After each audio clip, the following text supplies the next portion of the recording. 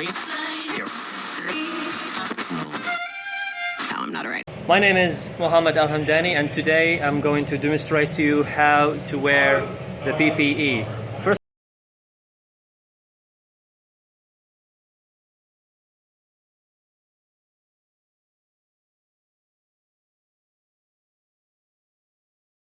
I'm going to wear my eye protector or Google or glasses.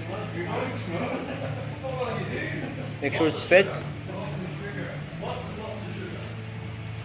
Number 3, I'm going to wear my earmuffs or ear protectors. Before that, I'm going to adjust them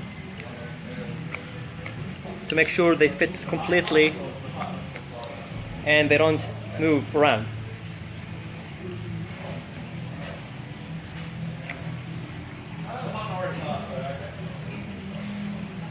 Good thing about this kind of earmuffs that it can move back and front. I have a different earmuffs, but it's somehow strict. They don't move back and forth.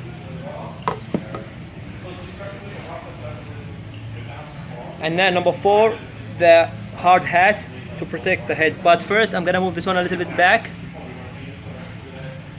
and I'm going to use the hard hat. And there is the button on this to adjust it a little bit so it can fit completely into my head.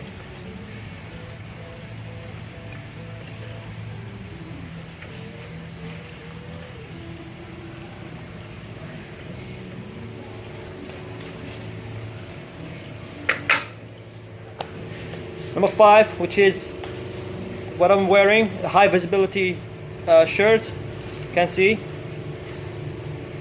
And then on the back as well. Thank you so much. This was Muhammad Hamdani, live from Construction Science. Thank you. So there, regarding one key safety information, which is after reading the pre-operational safety check, is to clear any moving parts, as well as being aware of any loose articles or clothing or and work materials. Also being aware that you are dealing with very sharp blades, and that might cause an injury. Not leaving the machine running, and always switch it off all the time, especially even from the main board. And if you're going to measure any taking any kind of measurements, you will need to wait until the machine is completely stand still before moving away from it to avoid any potential injury. One of the hazards is moving parts or loose articles, as well as keeping the machine running. And that might, like if you just went away of it, it might cause any issue.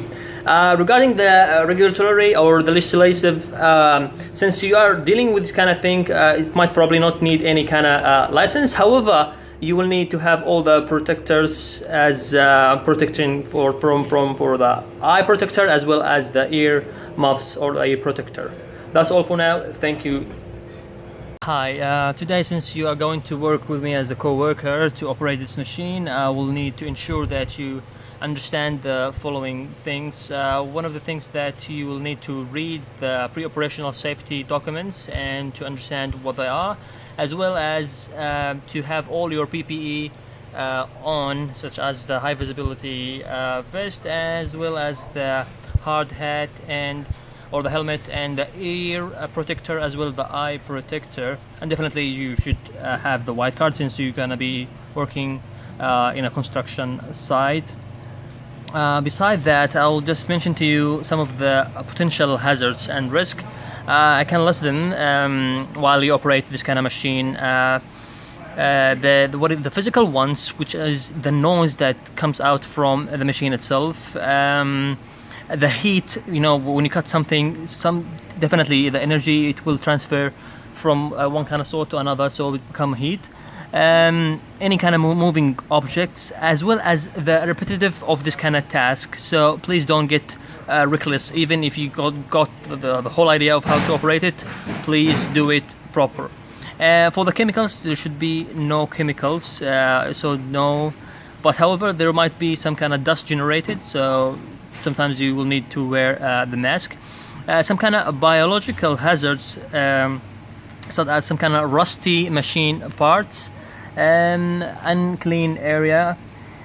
For the psychological, long shifts without any proper breaks, at least 10 minutes of the break. Electrical, which is electrical hazards such as broken cords or exposed wires or faulty electrical wiring. Please tell me if you see this kind of hazard, so I can do the proper procedure to fix them or report them. For the risks, like one of the risks in the work environment, in this kind of thing, there is no confined spaces. However, there is an energy risk for the electrical, so you might get electrocuted if you contact an exposed wire with water yourself.